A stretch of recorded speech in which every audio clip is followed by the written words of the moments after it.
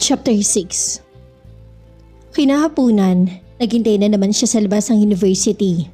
Tulad na nakagawian, masayang tumakbo si Isay para mayakap ang nobyo. "Hello babe," bati ni Isay sa bayakap. "I miss you," tugon ni Marcel. Ito ang mga salitang laging sinasabi niya kapag sinusundo niya to. "How was your exam?" tanong ni Isay. Bitin babe," nakangiting pagyayabang ni Marcel. "Wow ha? Bakit naman babe?" "Nag-enjoy kasi ako ng sobra babe," he answered and smiled. Sandali. Linya ko to ah." Ani Isay dahil naalala niya ang sagot at tanong noon ni Marcel. Ginaya ko lang." Tawang-tawa si Marcel sa ekspresyon ng mukha ng nobya. Araw ng Sabado at parehong nanonood ng balita ang dalawa sa sala. Habang nakaupo si Marcel at si Isay na may nakahiga sa kanyang hita. "Good news! Congratulations! Para sa mga doktor sa pumasa sa physician licensure exam," pahayag ng reporter. Biglang napopo ng maayos si Marcel nang marinig niya ang tungkol sa sinabi ng reporter.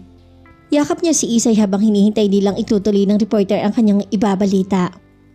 "Please Lord, sana pumasa si Marcel," piping dasal niya. Top 1, Gomez Marcel. Unang sambit sa kanyang pangalan. "Oh my God babe! Number 1 ako!" Masayang bulala si Marcel. "Congrats babe! Salamat Lord!" she said. Napatayo ang dalawa at nagtatalon sa sobrang saya. Hindi maiwasan na hindi mapaiyak si Isay dahil tuwang-tuwa siya sapagkat tininig ang kanyang panalangin. "Oh God! Thank you so much! Thank you babe! Ikaw talaga ang anghel ng buhay ko!" Turan niya sabay halik sa kinakasama at niyakap niya to ng sobrang higpit. Nasa kalagitnaan sila ng yakapan na biglang nagiling ang phone ni Marcel at alam niyang agad na ang magulang niya ang tumawag. "Hello Marcel!" Masayang boses ng kanyang mommy. "Yes ma'am," sagot niya sa kabilang linya. "Napanood mo ba ang news?" tanong nito. "Hindi po, bakit?" Pagbibiro niya sa ina. "Son, tapuan ka sa passer." Anang ina. "Talaga ma'am?" Tugon niya na kunwaring hindi niya alam. "Congrats son." "Thank you so much ma'am, I love you." Saad niya sa ina. "Kailan kayo uuwi dito?" "Sa sem break pa ma'am, kayo na lang muna ni Dada magpunta dito para makapag-celebrate naman tayo." Pahayag niya rito. "Okay son," sagot ng kanyang mami. Hanggang sa matapos ang kanilang pag-uusap at muling niyakap si Isay. "Congrats babe, ang saya-saya ko talaga para sa iyo, Dr. Gomez." Bati niya ulit at pinuno ng halik ang pisngi nito. "Salamat babe, ang lahat ng toy para sa iyo. Ikaw ang nagpapa-inspire sa akin. 4 years from now ay ako naman ang magpagmamalaki mo. Not only me babe, pati ang iyong pamilya." Aniya. Hindi na kumibo si Isay at yumakap na lang to sa kanya. After 3 days ay darating ang mga magulang ni Marcel, kaya nag-ayos ang dalawa sa kanilang unit at nag-order na lang sila ng mga pagkain sa restaurant. Hanggang sa dumating ang araw na kanilang hinihintay at handa na ang lahat. Nang tumunog ang doorbell ay agad binuksan ni Isay dahil alam na niya kung sino ang dumating. "Good evening ma'am, dad," bati ni Isay sabay halik sa mga to. "Kumusta Isay?" tanong ng kanyang daddy. "Mabuti naman po kami dito dad," nakangiti niyang tugon. Hanggang sa makapasok na ng kanilang mga magulang. "Surprise!" sigaw ni Marcel at binuksan ang ilaw. "Congrats anak!" bati ng kanyang mga magulang at sabay yakap. "Thanks dad, ma'am," tugon niya. "Eto regalo namin ng daddy mo." Wika ng kanyang ina at sabay awat ng isang kahon na maliit. Wow! Masayang tinanggap ni Marcel ang regalo at agad niyang binuksan. "Oh my God, dad! Ma'am, I love it, thank you so much." Muling napayakap si Marcel sa kanyang mga magulang dahil sa regalo nitong susi ng isang sasakyan. "Yung isa ay paggamit mo na lang kay Isay," sabi ng kanyang ama. "Naku, hindi pa po ako marunong mag-drive dad, isa pa hindi pa ako pwede," sabat ni Isay. "Hindi bali babe, tuturuan na lang kita." Tura ni Marcel sabay yakap niya sa bewang nito. "That's good." Tura naman ng kanilang ama. Kahit silang apat lang ay masaya nilang pinagsaluhan ng mga pagkain sa hapagkainan. Dahil sa pagkapasa ni Marcel sa pagiging ganap na doktor, masalong minahal nila si Isay sapagkat isa to sa nagiging inspirasyon ng kanilang anak. 1 taon nang nakalipas, Nakapagtrabaho si Marcel sa isang malaking ospital at si Isay naman ay nasa second year college na to. 2 taon na lang pagtatapos na rin siya. Now she's running 17 years old. Kahit busy si Marcel sa trabaho, nagawa pa rin niya bigyan ng oras si Isay para sunduin sa universidad at ihatid sa bahay. Tulad naman ng pangako ni Isay na hindi na siya lilingon pa sa ibang lalaki kundi si Marcel lang, tinupad niya yun. Ganon din si Marcel. Pareho ang dalawa na excited sa kanilang nalalapit na kasal. Babe, paglalambing ni Marcel at kasalukuyan ang dalawa na nakahiga sa kama na magkayakap. Yes babe, gusto ko sana na magka-baby tayo kung okay lang sa'yo. Pero kung hindi ka pa handa, okay lang din. Makapaghihintay pa naman ako. Mahabang litanya nito. Okay lang naman sa akin babe, simpleng tugon ni Isay. Para sa kanya ay wala naman siyang dapat ipag-aalala dahil napatunayan na niya rito kung gaano siya kamahal ni Marcel at kung paano siya pinapahalagahan. Thank you babe. Nakangiting tugon ni Marcel sabay haplos niya sa pisingin nito. Welcome babe. Paanas naman niyang turan. Dahan-dahang pumatong si Marcel sa ibabaw nito at masuyo niya tong hinalikan sa lapi. Mahal na mahal kita Isay. Bulong niya rito. Mahal na mahal din kita babe. Tugon naman niya. Naisa katuparan ng kagustuhan ang dalawa na gumawa ng anak. Pareho silang napagod kaya agad nilang nakatulog. Bawat pagtatalik nilang dalawa ay kapwa silang masaya dahil sa tunay na pagmamahalan ng umiiral. Good morning babe. Balambing na bati ni Isay. Good morning too babe. Tugon nito sabay yakap niya kay Isay. Anong oras na ba? Mag-aalas 7 na babe. Mamaya ka na bumangon. Ako na ang maghanda ng almusal natin. Masayang sabi ni Marcel. Tutulungan na kita babe. Anya rito. Ako na. Seryoso niyang turon at kinimutan si Isay. Sigurado ka ba? Panigurado niya sa lalaki. Yes babe. Nakangiting tugon nito. Naiwan si Isay sa kama at muling natulog. Pagkalipas ng 1 oras ay pumasok si Marcel na bitbit ang kanilang almusal. Gising na si Sleeping Beauty. Our breakfast is ready. Sabi nito. Thank you babe. Malambing naman na tugon niya. Night shift ang schedule ni Marcel kaya hanggang hatid lang siya kay Isay. Pagkatapos ay umuwi agad para muling matulog. Kinahapunan bago siya mag-duty sinundo muna niya ang kinakasama bago nagtuloy sa trabaho. Pag-uwi naman ni Marcel sa umaga, nakahanda ng almusal sa kanilang lamesa at nakahanda na rin ang kanyang damit pambahay. Kahit pagod ang doktor ay nagagawa pa rin niyang ihatid sa universidad ng kinakasama dahil ganun niya to kamahal. After 2 months, bakit babe? Pagtatakang tanong ni Marcel dahil pa niyang titig ni Isay sa kanyang mukha. Wala lang babe, gusto ko lang pagmasa ng iyong mukha lalo na ang mata mo. Biglang nakaramdam ng tuwa si Marcel at nangingislap ang mga mata na sayang nararamdaman. Babe? Bulalas sa sambit ni Marcel at sabay hawak sa kanyang dalawang balikat. Bakit? Pagtatakang tanong ni Isay. I'm sure nabuntis ka na babe. Nakangiting sabi nito. Talaga babe? Masigla namang reaksyon ni Isay. Oo, anang lalakit sa bayakap niya ng mahigpit. Sana nga. Bukas maaga tayong aalis para i-check natin to make it sure na okay ang pagbubuntis mo. Pahayag ni Marcel sa kanya. Sige babe, pagsang-ayon naman niya. Kinabukasan, bago pa nagpunta sa universidad si Isay ay sumama muna siya kay Marcel sa ospital. Pagdating nila agad tinawagan ni Marcel ang kaibigan niyang doktor at tulad rin niya. 1 month and 3 weeks na ang tiyan ni Isay at maayos naman ang kanyang kalagayan. Sobrang saya ang naramdaman ni Marcel. Saya na walang mapagsidlan. Agad na itong pinalita sa kanyang mga magulang at natuwa naman ang mga to sa kanilang nalaman. Anak, sabihin mo kay Isay na mag-iingat palagi ha. Bili ng kanyang ina at nasa kabilang linya to. Opo, sasabihin ko. But don't worry ma'am, ako mismo mag-aalaga sa mag-ina ko. Tugon niya rito upang hindi mag-alala. Nang matapos ang kanilang pag-uusap, agad niyang sinabi kay Isay ang tungkol sa bili ng ina. Opo babe, mag-iingat ako palagi.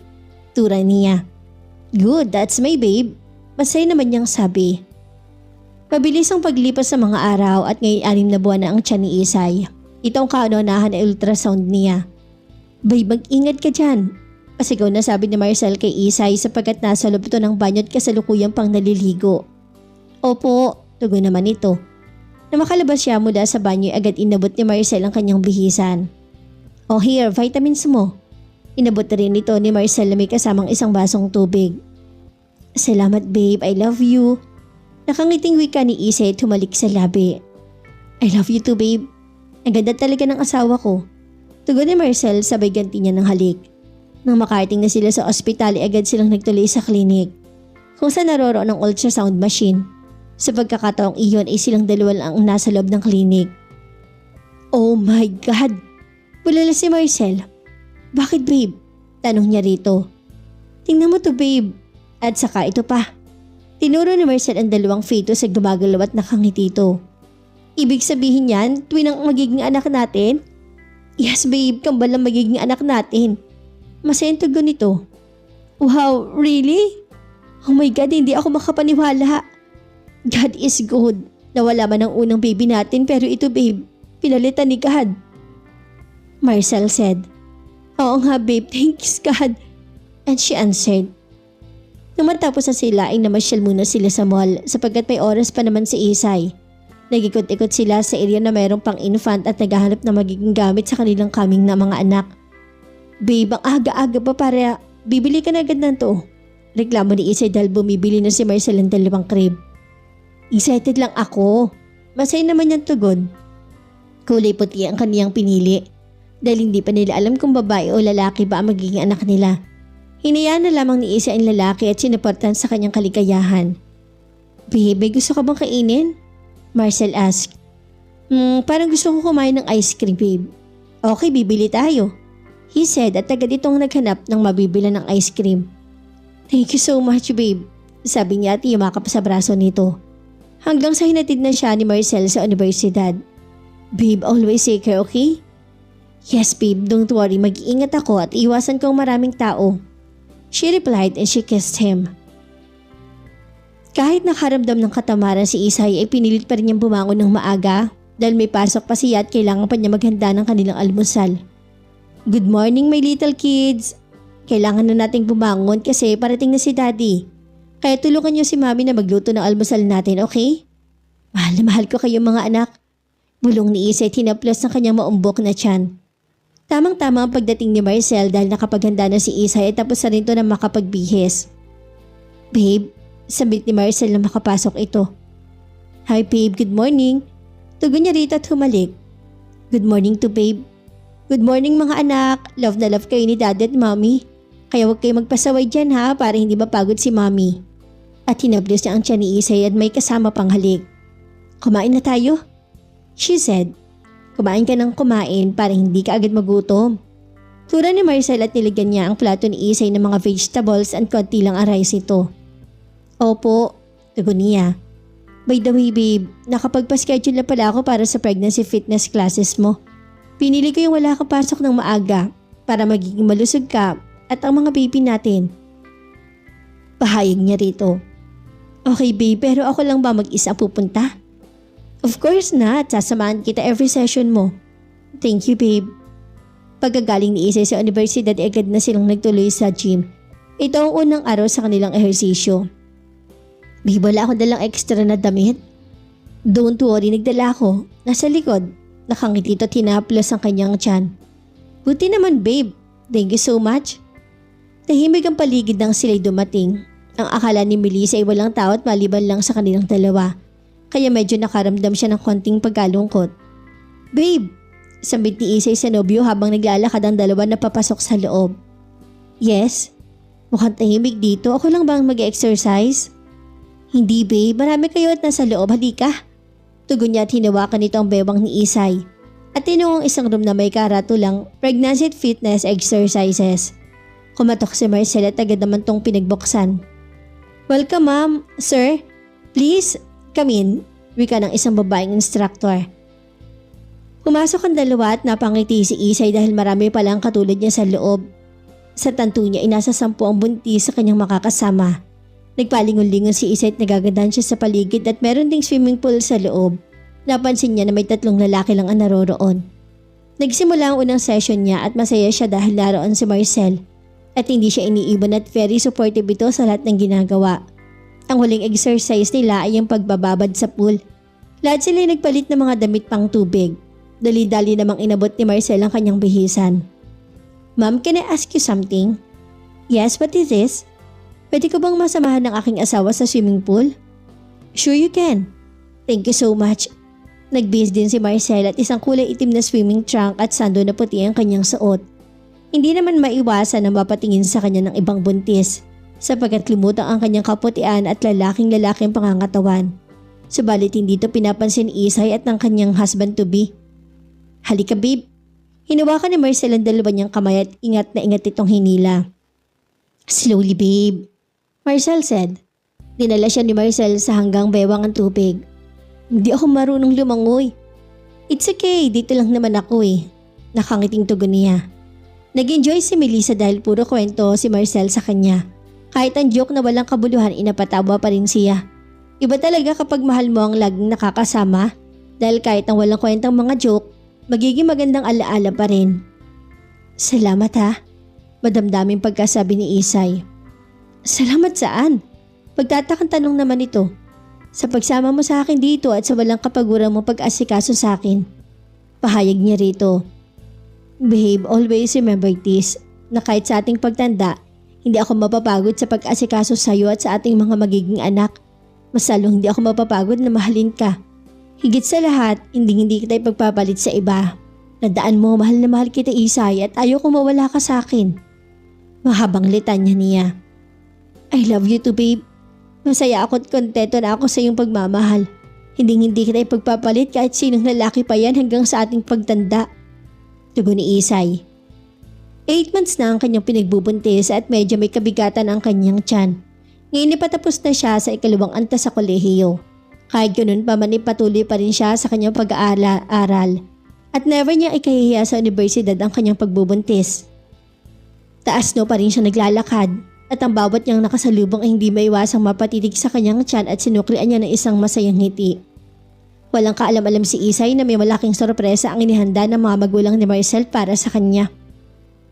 Happy birthday babe! Bati ni Marcel na makauwi ito mula sa duty at may dala siyang isang punpon ng mga bulaklak. Wow, thank you so much! Naiyak niyang sabi sa kinakasama. I love you babe. Wika ni Marcel sabay yakap sa buntis. I love you too babe. Thank you sa pag-alala mo sa aking kaarawan. Welcome babe. Isang taon na lang pwede na tayong maikasal. Masayang sabi niya. Oo nga, sobrang excited na ako. Salamat talaga sa lahat-lahat. Tugon niya. Hindi tumugon si Marcel ngunit hinalikan niya to at niyakap na may kasamang lambing. Kumusta na ang mga chikiting ko? Nakangiti nitong tanong at hinalikan ng maumbok niyang tiyan. Okay lang po kami daddy, lalabas na kami next month. Sagot ni Isay at sinabayan niya ng paghimas sa buhok ni Marcel. Oo nga babe, ang bilis ng mga buwan at parang isang iglap lang. Pagkatapos silang kumain, ihinatid na siya ni Marcel sa universidad. Hindi na nagpahinga si Marcel dahil kailangan pa niya maghanda sa kanilang kondo sapagkat parating ng kanyang mga magulang. Mula sa labasan hanggang sa unit nila, pinuno niya to ng mga kulay pulang rosas at kulay pulang balloons. Sa sahig nito ay pinalagayan niya ng red carpet. Sadyang kumuha pa siya ng taga-home services para mapaganda ang pagdedekorasyon. At iba rin na naghanda sa mga masasarap na mga pagkain. Lihim na inimbitahan ni Marcel ang malalapit niyang kaklase at ang mga kasamahan niya sa gym.